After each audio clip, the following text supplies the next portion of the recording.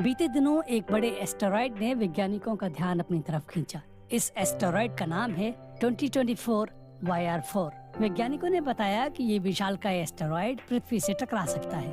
हालांकि बाद में इसकी संभावना कम होती चली गई। अब हालिया अनुमान के मुताबिक ये साल 2032 में पृथ्वी से टकरा सकता है, लेकिन इसके टकराने की संभावना अब महज 0.28% बची है। वैसे इससे पहले इस एस्टेरॉयड के पृथ्वी से टकराने की संभावना 3.1% थी। वैज्ञानिकों का कहना है कि इस एस्टेरॉयड से चंद्रमा के टकराने की संभावना अब अधिक है। वैसे अमेरिकी स्पेस एजेंसी नासा ने इस बात की संभावना भी महज 1% आंकी है। तो कुल मिलाकर ये विशालकाय एस्टेरॉयड अभी तो पृथ्वी से नहीं टकराएगा, और आने वाले वक्त में भी ये टकराएगा या नहीं, इसकी संभावना तो वैज्ञानिक ही बता रहे हैं। लेकिन हम आपको बताएंगे, अगर ये एस्टेरॉयड सचमुच पृथ्वी से टकरा जाता तो क्या होता। क्या हमारी पृथ्वी को कुछ नुकसान होता? क्या हम पर भी इसका कुछ असर पड़ता? सबसे पहले ये समझते हैं कि एस्टेरॉयड होते क्या है। एस्टेरॉयड को कई बार छोटे प्लैनेट भी कहा गया है।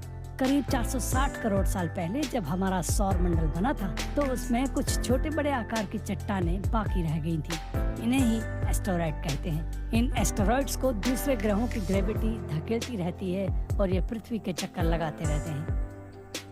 एस्टेरॉयड से टकराने से कितना नुकसान? वैज्ञानिक बताते हैं कि 40 मीटर या उससे ज्यादा व्यास के एस्टेरॉयड साल भर में कई बार पृथ्वी और चंद्रमा के बीच से होकर गुजरते हैं।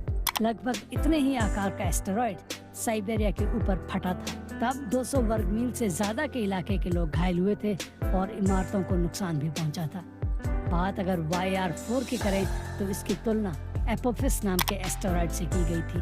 एपोफिस को साल 2004 में देखा गया था और उसे 375 मीटर व्यास वाले आकार का बताया गया था, यानी लगभग एक क्रूज शिप के जितना बड़ा।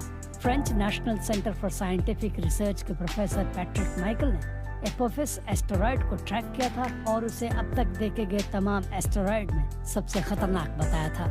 YR4 अगर पृथ्वी से टकराता तो क्या होता? अगर कोई बड़ा एस्टेरॉयड ऐसी जगह टकराता जहां इंसान रहते हों तो बहुत ज्यादा नुकसान हो सकता है।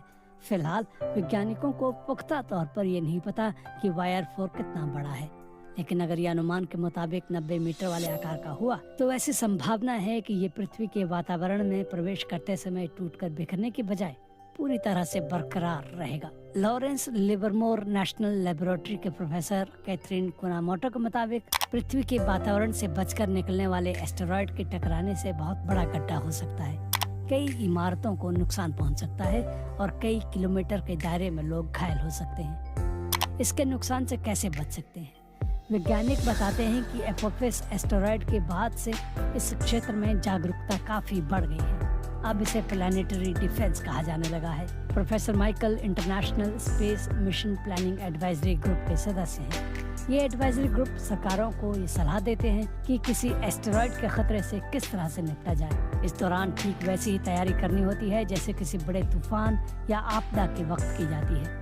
जिस इलाके में एस्टेरॉयड के टकराने की संभावना होती है उसे खाली करवा लिया जाता है।